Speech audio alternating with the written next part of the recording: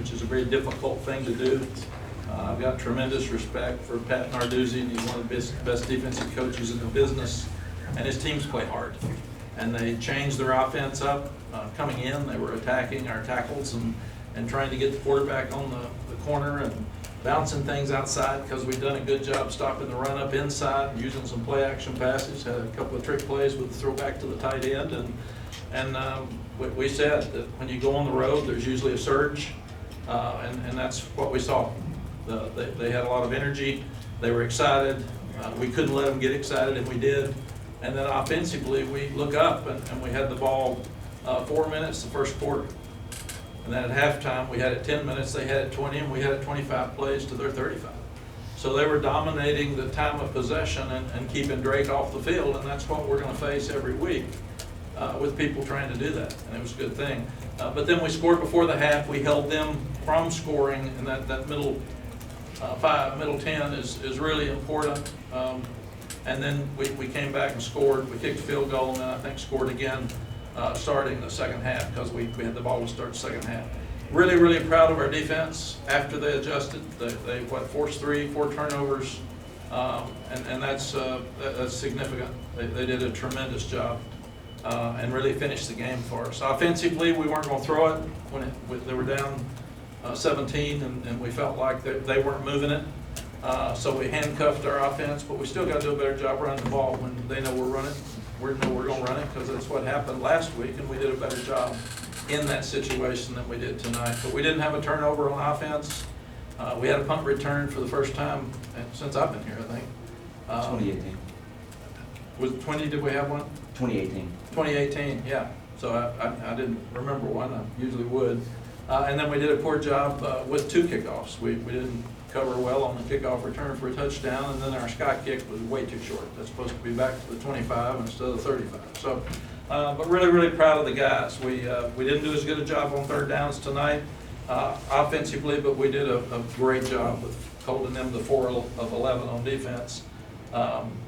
And we scored when we got in the red zone, and we were 1 for 2 on fourth downs, and the one we didn't make was the last one there that we're going through. So proud of the guys. The play that Drake made with his left hand's maybe the best play I've ever seen in college football. It's unbelievable. I sat there and looked at it, and I wanted to run it back, and then I looked up at the Jumbotron. I told him at that time, win the game, and it'll be number 1 on SportsCenter. And I think it would have been number 1 either way, but I was shocked. I've never seen him even do that. And he just acts like he does it all the time. So, but he is really a good player. Coach, one note for you. 7 straight road wins is the second longest active streak in the country. 7 straight road wins is the second longest active road game streak in the country, and that's good because we lost all of them 2 years ago. So we have flipped that. Yes. Coach, just to start, I'm assuming you know this, but are you aware of the last time that UNC went 4-0 to start the season? Yes, I was 45. It was 1997. And I just told the guys that, and what a significant accomplishment for them. So proud of them. And we've had the hardest schedule we've had since we've been here. We've probably had the hardest 4 games that I've ever played to start a season. Maybe there was a team that was better, but not 4 teams. And all 4 of these teams are physical, and our guys stood up to the challenge. Mack, did you get a chance after Drake took that hit on the roughing the passer? Did you get a chance to kind of talk to him and see kind of how he was doing and get a sense of that? No, I got Connor obviously taking snaps and got him in immediately, and then they said Drake was going to stay in, and he couldn't. When your trainers come on the field, then he has to come out for a play. And then Chip tried to go fast, and we were trying to slow him down on the sideline because Drake was ready to go back in. And we asked Drake, "Can you run a quarterback sneak right after you got hit?" And he said, "Absolutely, I'm good." Did you ever, when he came off after the lefty, did you say, where did that come from? Did you have a chance to check with him on how he came up with that? I think I said that may be the coolest play I've ever seen in college football, and I've seen a lot of plays. That was really cool. I'm still shocked he did it. I mean, I don't even know how he got it from his right hand to his left hand and pitched it as a... There's a guy dragging him down. Yeah, it's an unbelievable play. Kind of like Patrick Mahomes. Yes, Yeah. no question. And he makes slippery plays too. He can run and find, he knows now he's doing a better job of finding out where that first down marker is and sliding. I'm so proud of him. I was going to say 4 games into the season, where do you see this team right now? Just trying to assess where you are. I see an older, confident team. They prepared this week. They came up here understanding it was going to be hard. Didn't panic when it was hard. But I also see a team that can get so much better. And part of it is we got so many new coaches that this will be a great week to reassess our first 4 games and find out exactly who we are and what we like and what we need to change. It couldn't be a better time for an open day for us. A lot of the talk this week was about how their offense had been struggling, but a lot of people have paid much attention to the fact they've been pretty strong defensively. You guys had 4 touchdowns on your first 5 drives, plus that punt return. So what was working for you guys to go to mix it up and have that success? Yeah, I think it's the mix. When you got a guy like Drake, even Coach Narduzzi was saying that guy's unbelievable after the game. When you've got a guy like him and you turn him loose, the running game opens up when you can throw it as well as he does. And he just sees everything. We're just so blessed. We're watching one of the best to ever do it. And we saw Sam Howell, who's playing on Sundays and winning now, and now we're seeing Drake. I mean, it's just we're so blessed at North Carolina to have 2 of the best to ever do it here in our 5 years. Mack, when you say you see an older, confident team, is that also seen in, as you sort of mentioned, you get down 14-7, those 2 drives for them to start had you off balance a little bit. They were long drives, but you were able to fix it and adjust. Is that where some of that older confidence is seen, the ability to adjust on the fly and get it fixed and not let it, Yes, it's a combination of both. They trust the coaches, and they know these coaches know what they're doing. When you bring the credibility in of a Gene Chiswick, who's won a national championship as a defensive coordinator and as a head coach, they're going to listen. And when things aren't going well, they go sit down and say, what's happening? What's wrong? What do we need to do?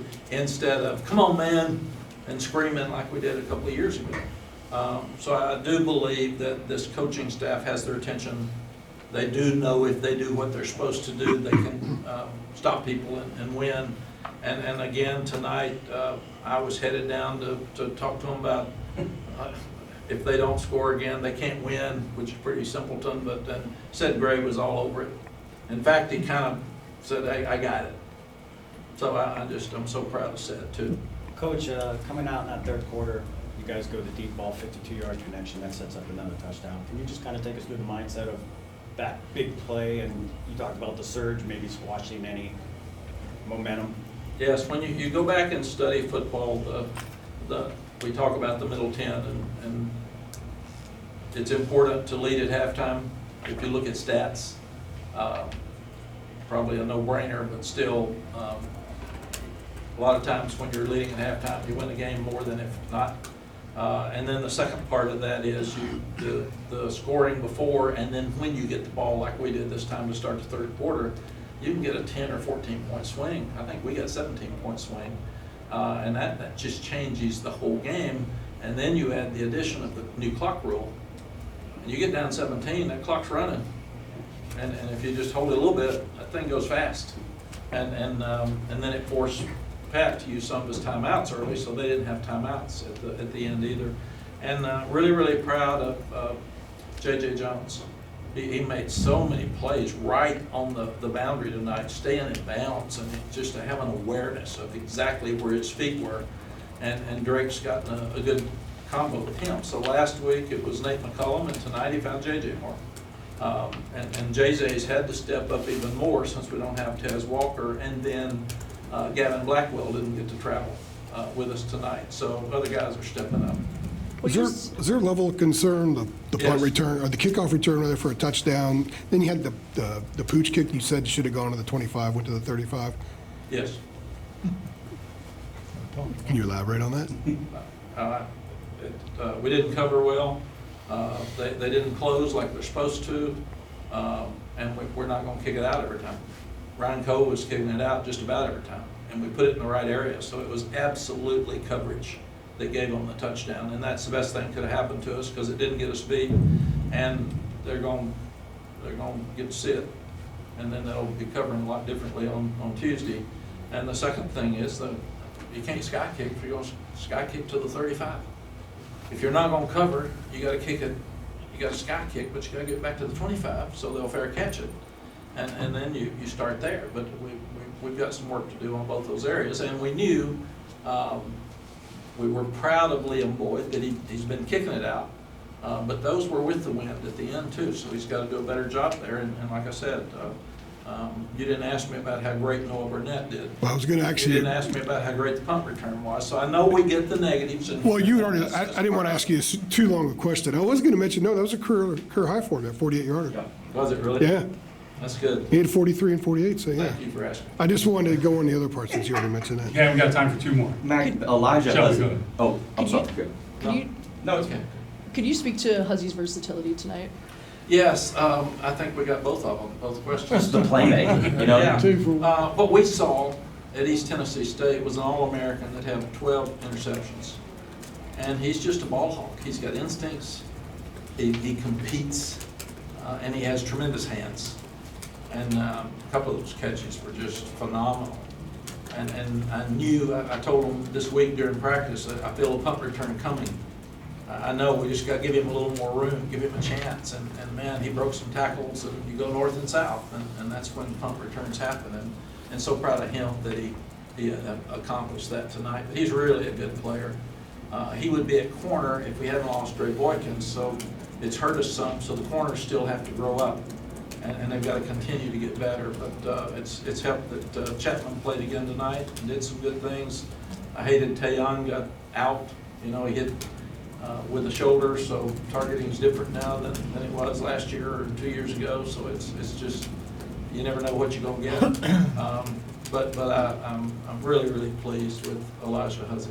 Great players in FCS are great players in FBS, and he is a great player. He is fun to watch. Like, Last one? You were going to say something? Oh, no. Go for it, Bo. Yeah, you mentioned J.J. Jones a couple minutes ago, and the fact that he's had to step up because of, Tez Walker not being able to play. But how have you seen his game? How have you seen the strides in his game from last year to this year? Jeremiah, he's been hurt since he's been here. And he's just something, ankle growing, or something always. And now he's just gotten so much more confidence. And he's a tall target.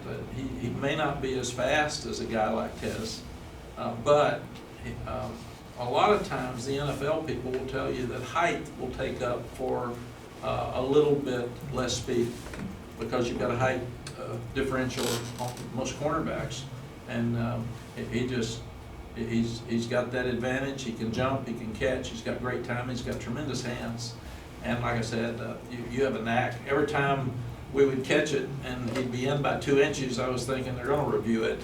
And then I'd look up there and he's in by 2 inches. I mean, that's just is amazing, the ability he's got in the knack, and Drake just feels comfortable with him, obviously. And one of the back shoulder throws was coming off the goal line. I couldn't even believe on Hussey's interception we had momentum into one. But then you get a 99-yard drive. So, but JJ is playing at a real high level, and that's what's happening now with older players with some experience. When one guy isn't able to step in, somebody else is stepping up, and that's really helping us. And we're still playing a lot of people on defense. The last 4 years with us being out there 35 plays to 25 the first half, we couldn't have done that. We would have been so tired. And now we're just rotating. I saw Kendrick Beatley Jones out there in the fourth quarter playing. So we're playing a lot of guys, and I really like that. All right, thanks, Coach. Okay, thank you all.